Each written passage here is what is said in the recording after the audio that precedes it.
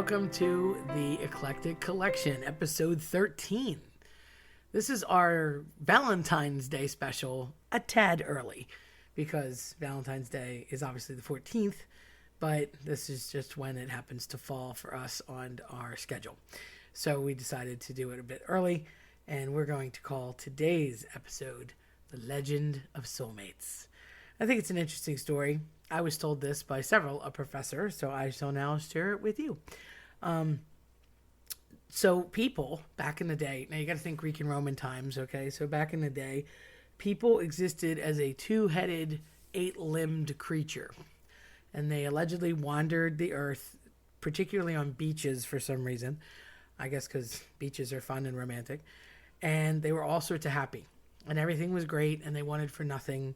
And they had no cares, and all was wonderful. Almost in a parallel to Eden. Everything was fantastic. They were totally self-fulfilled, self-actualized, totally in love and happy. And that went on for a very long time.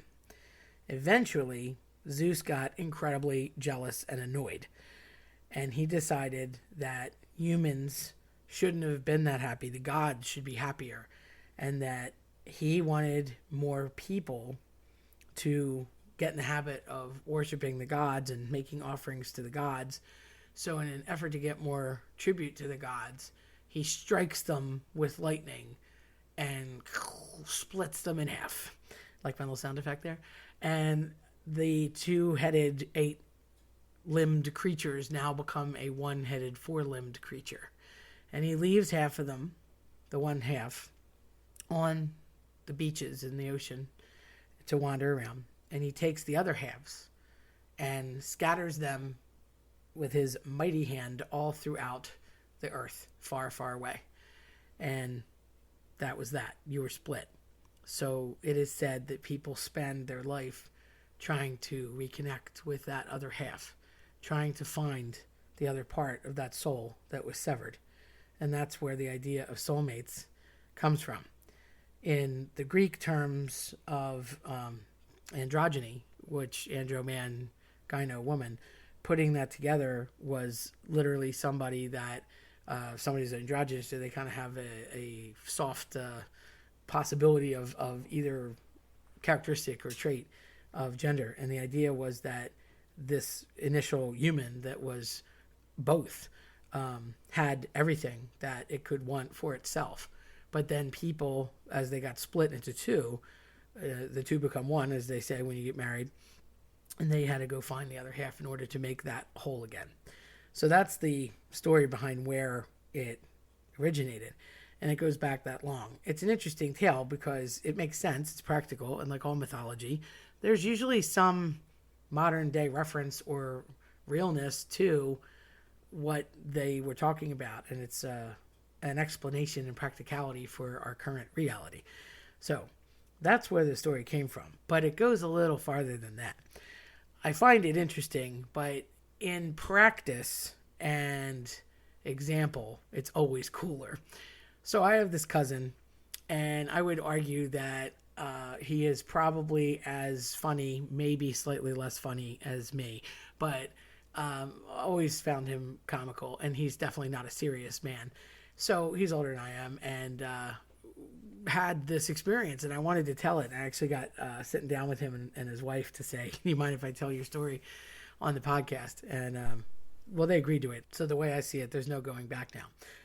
So thanks, guys. Anyhow, their story goes as such. It turns out that they went to different high schools, and my cousin had met this girl. She was from a local high school nearby, and they knew each other vaguely through friends. And that was that. They didn't really date, hi, how are you? But I would say more acquaintances, really, at that point. And they really didn't spend that much time together.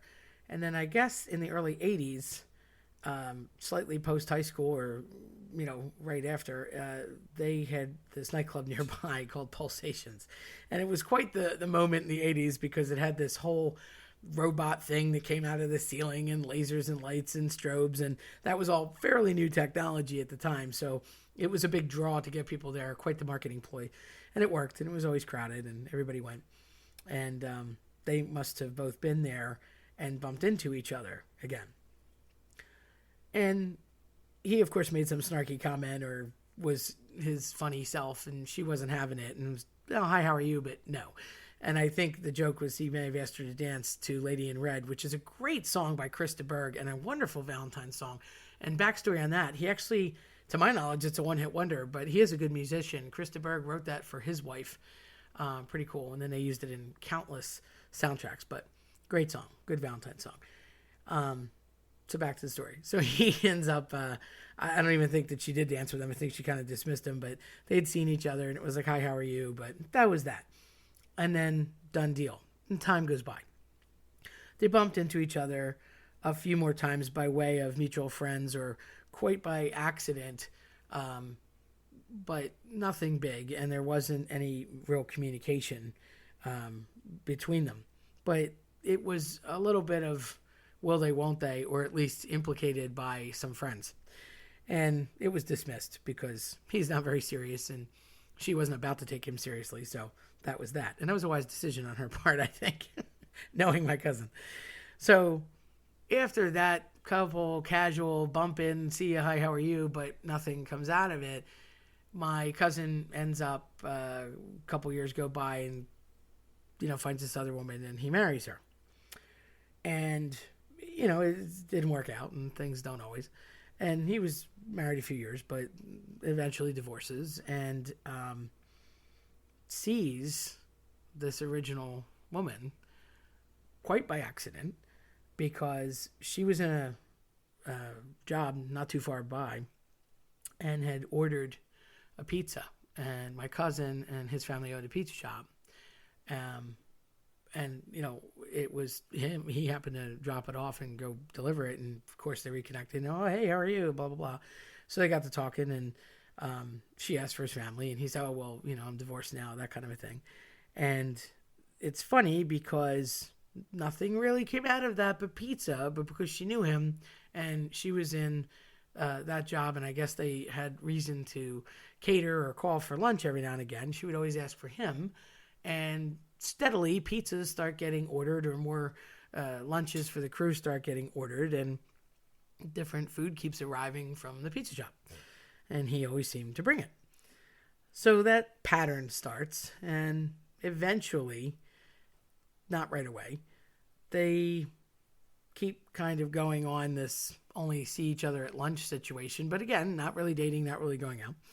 And there's a little more banter between them. And of course, she still doesn't take him seriously, as she probably shouldn't. So from that point, eventually, some repairs needed to be done at her work. And he is handy because he is the son of my godfather / uncle, who, of course, worked with my dad and my other uncle, who, of course, had this gigantic drywall company for years and were very into being handy in construction and whatnot. So being the progeny of that, it was no problem. I'll help you out. So he goes in, upon her request, I might add, to fix whatever it was that needed to be repaired. So it gave him purpose and cause to be there and around her a lot more, which eventually the job gets done. Everything's fine. But I think that maybe she saw something in him that she hadn't seen before or saw a different side of him or saw potential at least. So about that time, I guess the dating starts and they date about maybe 6 months or so. But the first date was actually the interesting piece because it sort of sets up the connection to keep going to see each other futuristically.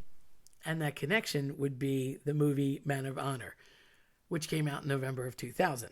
So that was the movie that they went to go see, which is funny because all I remember from that is Robert De Niro desperately trying to get Cuba Gooding Jr. to take steps in a diving suit, and he had like an accident. It's I don't know. It's like 42% Rotten Tomatoes. Do what you will with that.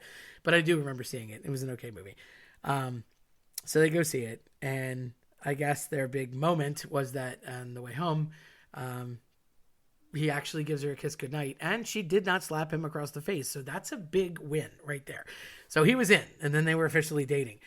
And I guess they dated another 6 months or so, and he jokingly said one night, I'll marry you if you want.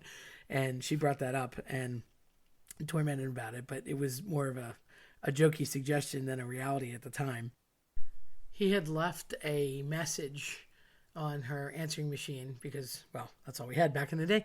And I think he was a closet romantic because he was allegedly super sweet on the message and yet always jokey and couldn't be serious in person, which that makes sense to me, knowing him. So eventually it's a warm winter day and they decided to eat some water ice. I think there were icy pops out of the freezer. No big deal. Well, upon finishing said icy pop, my cousin says, I really want some ice cream. She's like, you just had an icy pop. Why do you want ice cream? Now you're going to get too cold. It's still winter. He's like, I want ice cream and I want Rocky Road, which she happened to have in her freezer. So she's like, fine, and gets him the Rocky Road. He's difficult, of course, and she let him know it. And as she opens the Rocky Road to get him the ice cream, there's the engagement ring sitting there waiting for her. Kind of a reveal without having to actually ask. The more I think about it, that was sneaky. Anyhow, so now they're happily married. It's been 18 years. Those kind of stories, though, to me are priceless because it is a true explanation and example of that reconnect. Things don't always go the way you think they're going to go. Time gets in the way sometimes. You have, a misfire of intention. There could be, bad circumstances in your life or location gets in the way, a job, whatever. And very often, in my experience, the people that I've found that are happiest are happy because they were able to really know that they're with that significant other that is the other half. And I don't like that Zeus did what he did, but most people spend their whole life searching for that other half of their being, so that true soulmate. And if you knew them, then it makes sense and then understand that they do clearly belong together, and I don't have any doubt that they would be happy going on and till death do us part for real. So it's really just a perspective, I think. Some people are cynical about love, and some people are ambivalent to it, and that's fine too. I mean, everybody to each his own. But if you are looking for that other person, you never know where you're going to find them or when. It's not always who you think it's going to be. They're definitely not necessarily where you thought they were, or even when you thought they were. Sometimes the answer is right in front of your face, and you don't even know it. Just one high school town over, and one pizza shop delivery closer, and one ice cream scoop away. Happy Valentine's Day. If you're going to go in search of that soulmate, just remember that they're out there. Don't give up. And look maybe in more obvious spots than you think. And remember that Pandora closed the box, and inside, the most important thing that she left was hope. So take that with you on your search, because it might not be a long one. If you liked what you heard today, then check us out at the eclecticcollectionpodcast.com or follow us on your preferred platform. I'm Terry Tenaglia. Thanks for listening.